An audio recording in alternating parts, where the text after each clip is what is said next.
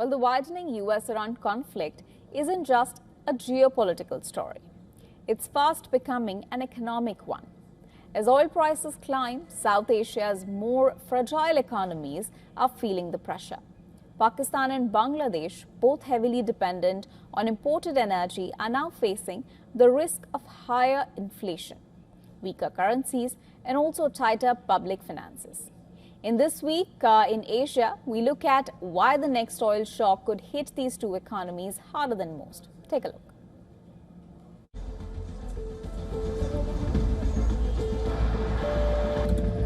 Rising oil prices, tighter budgets, and growing geopolitical tensions.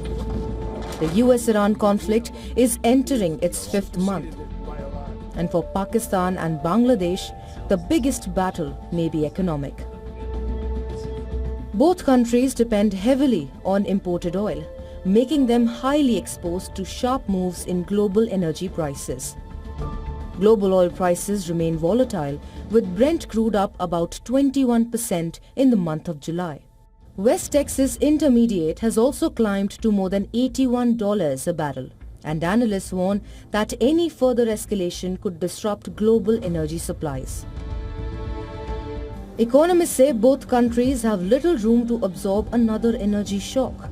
Weak fuel inventories mean higher global prices could quickly translate into costlier transport, electricity, and food. That comes at a time when both governments are already operating under IMF-backed reform programs, limiting their ability to expand energy subsidies or delay price hikes.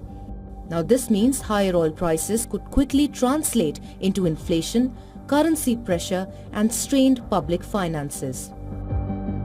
The biggest threat remains is the Strait of Hormuz, the strategic waterway through which about 20% of the world's oil supply passes.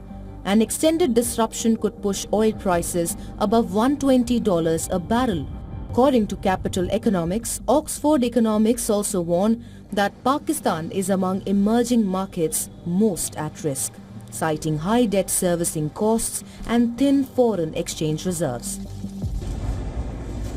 Bangladesh, meanwhile, is already struggling with high inflation, energy shortages, a banking crisis, and a weak global trade. The crisis is already reshaping diplomacy. As Pakistan calls for de-escalation, it is simultaneously deepening security ties with Gulf states. Last week, Kuwait and Pakistan discussed expanded defense cooperation following Saudi Arabia's strategic defense agreement with Islamabad last year. Analysts say Pakistan can offer military support to Gulf allies, but it is also eager to avoid being drawn directly into a conflict with Iran, as the economic cost of a prolonged war could far outweigh any strategic gains. For now, the global economy has avoided a major slowdown, but for Pakistan and Bangladesh, the impact of the West Asia conflict is already being felt at the fuel pump, in government budgets, and in the daily cost of living. Business Bureau, WION World is One.